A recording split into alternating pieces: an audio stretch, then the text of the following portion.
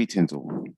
This is Ezra, the director and founder of Edifying Answers. And today I'm going to give you a brief introduction to the DISC methodology. And this is a powerful tool that you can use to transform your own personal life and the life of your colleagues or those who work in your business. So the question is, what is DISC? What is this personality test? What is this all about? Well, DISC is a model of human behavior, and it helps people to understand why they do what they do. So many people react in certain ways or respond in certain ways, and they don't know why they do it. They don't know why they're triggered that way. They don't understand what causes for them to either go forward or retract, to speak up or remain silent, to take so long when they're wanting to do something in terms of the planning stage, or having the ability to just try and see what happens and then work with whatever happens. Why do people respond those ways? Well, DISC helps you to understand that human behavior and understand why you in particular operate the way you do. And it also describes the typical behavioral styles or characteristics of individuals. And so one of the great things about DISC is it helps us to understand those, behavioral styles of different individuals. And one of the problems that occurs in teams and businesses and organizations is when someone's behavioral style is different from yours. And then the characteristics that they display are not in line with yours. And that's when friction and conflict and disagreements, happens within the workspace. And that is detriment to communication, to productivity, and the success of your business or organization. So why is this important? Why do we need to really know and understand about our behavioral styles, about our characteristics, and why we operate the way we do? Well, an insight into ourselves as well as others creates an understanding of why we get the results we do or meet the obstacles we encounter. If you've been banging your head with a business partner, a colleague, an employee, someone that you supervise or line manage, and no matter what you try, never seems to work. Things seems to backfire, argument seems to happen, hostility continues within the workspace. And so it's important that we have an insight into ourselves. What are we doing? Why are we doing that? But not only ourselves, what is the other person doing? What are their needs, their desires, and their wants? Why is what I'm doing triggering them in an unhealthy or a negative or counterproductive way? And when we have an understanding of these things, it changes the whole paradigm. It changes the relationship. It changes the results. And we are able to then have those better relationships, better communication channels, and we are able to work more productively, more successfully. And so the workspace, the business space can become a healthy environment rather than a counterproductive environment. So I want us to just focus briefly on conflicts and disagreements and what causes them, where they come from, and how they manifest. Now, the first thing I do want to highlight is that not all conflicts and disagreements are negative. And people often go to the default of looking at it of when it really goes bad. But conflicts and disagreements are healthy. When two teams are playing for a gold medal or for a cup, they're in conflict with one another. They're in disagreement. When we are in the planning stage of a project and we're coming forth with brainstorming ideas, one person gives an idea and someone says, no, we shouldn't use that, because that's a conflict. But that's healthy. That's how we get to the nitty gritty and the final results of things. If we all operate out of the same thinking and the same way of being, it's called groupthink. It's dangerous. We need someone who says, wait a minute, you forgot about this. So conflicts and disagreements can be healthy. But what I want to focus on in this time is when it does become unhealthy, when it's gone past that point of where there is healthy communication. And so what we know in terms of the iceberg theory is that when we think of the iceberg, there is 10% on the top, what you can see, but there is 90% of what's going on underneath. And we know how dangerous it can be when we don't see the bottom part of the iceberg, because that's what sunk the Titanic. And your business, your relationship, your team is symbolic of the Titanic. And if you are only looking at what's going on in that top 10%, there is going to be a catastrophic failure, whether it be in relationships, whether it be in outcomes, or whether it be in the whole business and organization going underflow. And so it's really important that we understand why the dynamics, why the situations, why the obstacles and the barriers begin to manifest in our relationships. And so when we think of the top of the iceberg, we're talking about what people can see on the surface. We're talking about the outcomes. And this is things like the arguments, the shouting, the fallouts, the outbursts, the hostility, the distrust, those things that are clearly visible when someone can walk in and see the dynamics amongst the team, those unhealthy things. But this is at the end. This is the top 10%. This is when it's become really bad, unmanageable, and people can't hold it in no more. But then we have the 90%. And this is the precursor. This is what's going on underneath. This is the foundation that builds itself up. This is the root cause that is often overlooked. And what is that? This is when there is a build-up over time due to people not understanding how others function and the best way to communicate with them. And so people make an assumption and exaggerate that.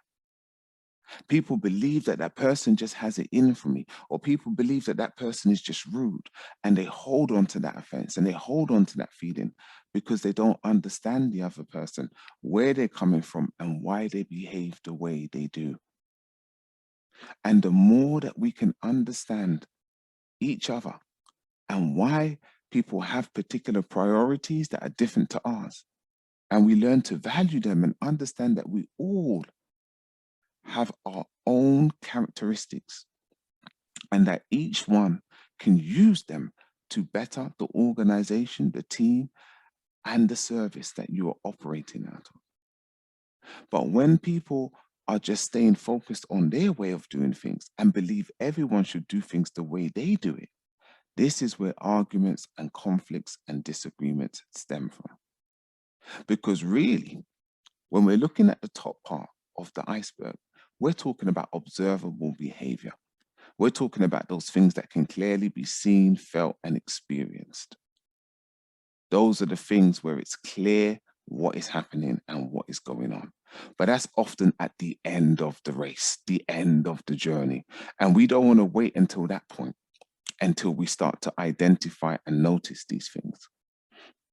But what the disc does, it helps us to look at the 90%, the why, the needs, the emotions, and the fears behind what's going on. The reason why someone reacts in that way because of their need that wasn't met, because of their personality that's not understood. The emotions that people are feeling drive and dictate their observable behaviors. And so when we have insight into how this individual works, what helps them to be in a positive state, what influences them, what triggers them, what causes for them to react and respond a certain way, and the fears that people have, those that they speak about and those that they don't. When you have a manual and a blueprint that helps you to understand what this individual is like, how they respond when they're under stress, it gives you a toolkit and a manual like nothing else. And so this is why the disc is so powerful, because it teaches you to, first of all, understand yourself, but then also to understand your colleagues, your partner, your friends, whoever else it is who has engaged in this process and has learned and used these tools. So I want to explain it in kind of a simple way so that you can really get an understanding of what DISC is about. So imagine now that you have 4 keys, and each key serves a unique purpose and provides a service that no other tool can deliver. So imagine your 4 keys are your car, the keys for your house, the keys for your storage, where you have stuff for your business, and then you have the keys for the shop, your business, whatever it may be. Now, will you ever use your car key to try and open your house? The question is no. Maybe if you was drunk, but if you was in your right frame of mind, you wouldn't. And would you ever use your storage key to try and start your car? Of course you wouldn't. And would you ever use your house keys to try and open your business? No. Why? Because you know it won't work. And this is what DISC is all about. Because there are 4 different types of behaviors or different styles that people may operate out of. And what the problem is and what happens in people's lives is you're trying to use your car key to open up your relationships and your communication with people that are in business. Your car key won't work when you're trying to open your business. And if you are a particular style and you're trying to use that style to connect with another style, it don't work. It's like trying to put a square block into a circle. And this is why in communication, in business, in relationships, why things fail, why communication breaks down, because we are conditioned by our environment, by our upbringing, and by things that happen to us to operate a certain way. But not everyone else operates in that certain way. So at best, you're guaranteed 25% of the time to get it right in relationships if you're only using one default position, because there's 4 different styles. And so each key is vital. Each key has its role and place. Each key represents a DISC style. And so you have to use the key that will open the door in your relationships and business, not the one that you're comfortable with. Because by default, you will have your own DISC style, your own priorities, and you will be comfortable using that because that's your default position. But if you want to get ahead, if you want to have successful business, if you want to be able to relate and connect with multiple amounts of people, you have to use the key that will open the door. And so the question is, what personality type are you? Are you the type that is direct, results orientated? You're firm, you're strong-willed, you're forceful, you're willing to go ahead and try things.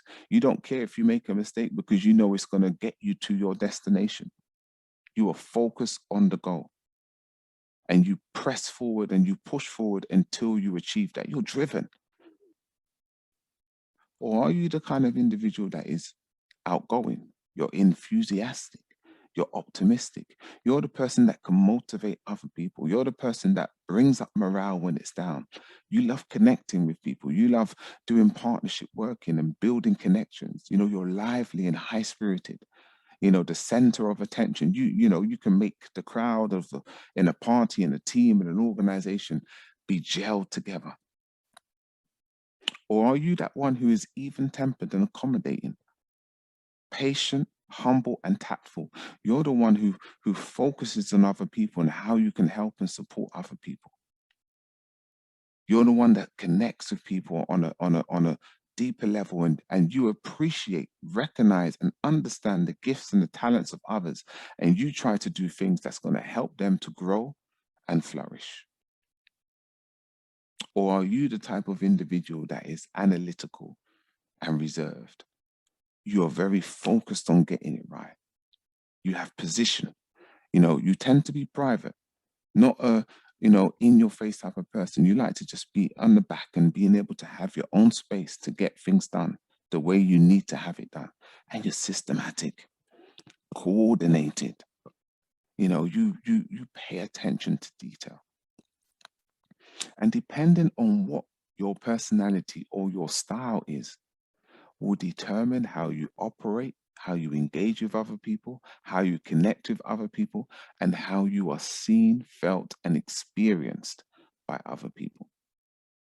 But just in terms of these styles, when we're thinking about these top two, these are very much more outgoing. Okay. They're more extroverted. They like to do and act and be. They're go-getters. When we're thinking of these two boxes on the right, they are relationship focused. They like to connect with other people. They have other people at the heart of what they think, say, and do in different ways, but relationships is the key focus.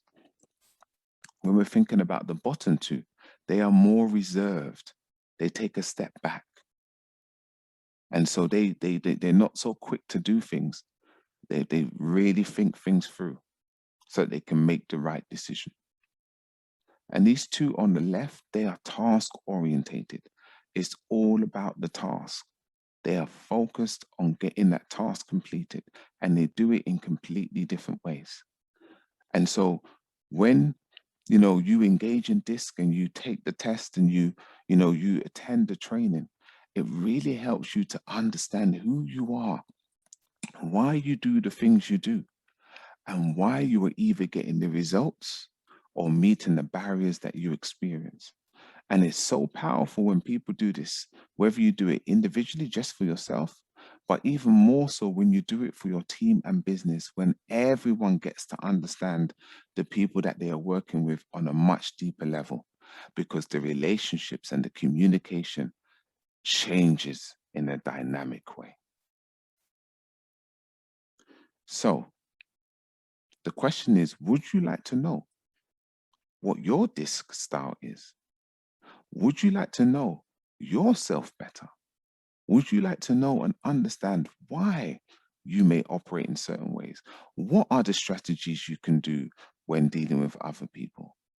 Well, this is your answer. And so whether you are dominance, influence, steadiness, or conscientiousness, which is what DISC stands for, you will then understand yourself and why you do the things you do. You see, because these are action focused, they're go-getters. They like to get things done. Influence, they are people focused. They like to influence people. They like to be a part of things and to network and communicate and do things with other people. Steadiness is support focused. They have a person-centered approach. They're always thinking about other people. Your problem is their problem. And then conscientiousness is details focused. They like to get it right.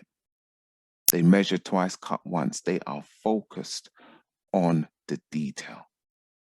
And so this will help you to truly understand what it means for you based on what DISC style you are. And it gives you the blueprint. It gives you the manual to be able to find out and understand what is happening in your life, in your character, in your relationships. And balance is key here. Balance is key. As I said earlier, we have 4 keys, the 4 keys of life that we can operate out of. And if we are only using one key, we can only 25% of the time get it right.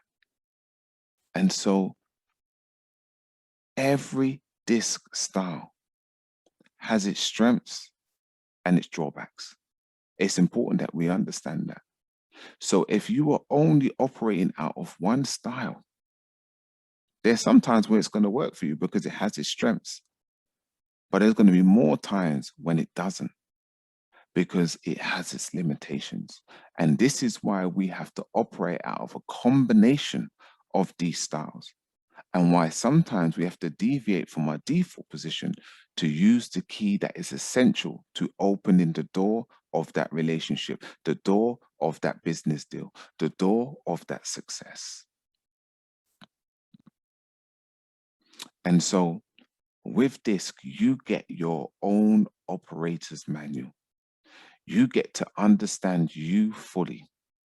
You get to know what moves you, what strengthens you, and how you can deal with any individual based on their disc style. And so it creates a custom operator's manual. So what do I mean by that? Whenever you bought your TV, your radio, whatever electrical device, your laptop, your computer, whatever it was, it came with an operator's manual. It came with a step-by-step guidance of how you can operate that machinery to the best of its ability, to the fullness of its capacity. And this gives you your own operator's manual. It helps you to understand you, not just the 10%, the top of the iceberg, but the 90%, the why, the what is happening underneath, why you do the things you do the way you do it. And the great thing about this is that DISC uses computer adaptive testing and sophisticated algorithms for precise results. And so one of the things that I found over all the times when I have delivered these trainings and these workshops is that it has an 85 to 95% success in terms of its accuracy. People would often say, wow, this is exactly me. Or they'll say, yeah, the majority of this, there's maybe one point that I slightly disagree with, but it is phenomenal in terms of its accuracy.